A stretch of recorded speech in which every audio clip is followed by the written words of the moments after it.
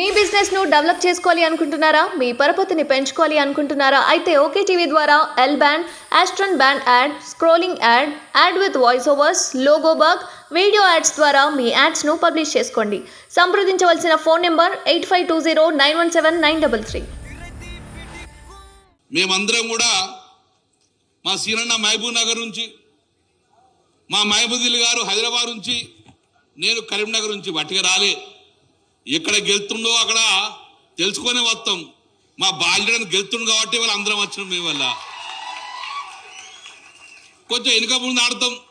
ఎట్లుంది బాధ్యతన్నా మనం భేదంగా గెలుతున్నా లేదా క్లియర్గా తెలుసుకున్నాక బాధ్యతన్నా బంపాయి మీద గెలుతున్నాగానే మేము ముగ్గురం వచ్చినాము. మా పార్టీ అధ్యక్షులు కేసీఆర్ గారు ఈరోజు మమ్మల్ని పార్టీ నుంచి పంపించారు. పార్టీ స్టేట్ నుంచి అద్భుతంగా గెలుస్తున్నాం. రిపోర్ట్స్ సోదరులారా ఒక్కసారి ఆలోచించుకోండి. మా అన్న సమర్థవంతమైన నాయకుడు, ఎక్కడ కూడా శాసనసభ్యుడిగా ఉన్న కూడా అక్కడ మంచి పేరు తెచ్చుకున్న వ్యక్తులు. మొన్న గౌరవనీయులు మన కేసీఆర్ గారు సమర్థవంతమైన నాయకుడు అని చెప్పి ఆర్టీసీ చైర్మన్ ఇచ్చినప్పుడు సమర్థవంతంగా పనిచేసి శభాష్ అని పేరు తెచ్చుకున్నాడు. నేను రాంగ్ అడిగిన కొంతమందిని, మరి బాజిరెడ్డి కోరుతాను గెలిపిద్దామని పోతున్నాం కదా, గెలుతాను పోతున్నారు కదా, మరి అంత మంచి వ్యక్తిని ఎందుకు కూడా కొట్టిరా అని అడిగిన. సార్ మాకు తెలుసు సార్, ఎట్లా పసుపోటు రాలే, ఇప్పుడున్న ఎంపీతో రాదు, డెఫినెట్గా ఎంపీ వేద్దామని అనుకున్నాం సార్. అందుకే ఈసారి ఎంపీ గెలిపిద్దామని కూడా కొట్టాం సార్. మేము డెఫినెట్గా ఎంపీ గెలుతాడు సార్ ఈయనే అంటే ఆ నమ్మకం ఉంది. సోదరులారా ఒక్కసారి ఆలోచించుకోండి. ఈరోజు బీఆర్ఎస్ పార్టీ అభ్యర్థి గెలవడము ప్రజలకు అవసరం. ఎందుకంటే రాష్ట్ర ప్రభుత్వంలో కాంగ్రెస్ పార్టీ మోసం చేసింది. వారు గొంతెత్తారు, వారు బీజేపీ కలిసిపోయారు. ఈరోజు బీజేపీ పార్టీ సెంట్రల్లో ఉన్నది, వారు గొంతెత్తారు. మరి ఇద్దరు గొంతెత్తకపోతే తెలంగాణ ప్రయోజనాలు ఎవరు కాపాడాలి? మళ్ళీ ఎడారిగా మారుతుంది. అందుకే ఈరోజు మీరందరి ఒక ప్రశ్నించే గొంతును మీరు పార్లమెంట్కి పంపండి.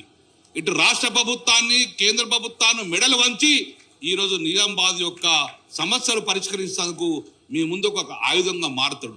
ప్రశ్నించే గొంతుగా పంపించండి, డెఫినెట్గా న్యాయం చేస్తాడు. కాబట్టి ఈ ప్రశ్నించే గొంతును గెలిపేయాలని చెప్పేసి మేము అందరూ రిక్వెస్ట్ చేద్దామని మీ అందరికి వచ్చి జరిగింది. సోదరుడా, నేను గౌరవ ముఖ్యమంత్రి కేసీఆర్ గారు నాకు 2 శాఖలు ఇచ్చిండు. ఒకటి సివిల్ సప్లై శాఖ, ఒకటి బీసీ వెల్ఫేర్ శాఖ. చాలా బాధ కలిగింది మొన్న చూస్తే. సివిల్ సప్లై శాఖలో 3 నెలల ముందే భయపడుతుంది మేము. కొనుగోలు కేంద్రాలు ఎట్లా చేయాలి, గన్ని బ్యాగులు రైతులకు ఎట్లా డబ్బులు సమకూర్చాలి అని ఒక భయంతో చేసుకొని, కేసీఆర్ ప్రభుత్వంలో ఎన్నడన్నా మీకు ఐకేపీ సెంటర్ గారు ప్రాబ్లం వచ్చిందా? కొనుగోలు కేంద్రం గారు ప్రాబ్లం వచ్చిందా?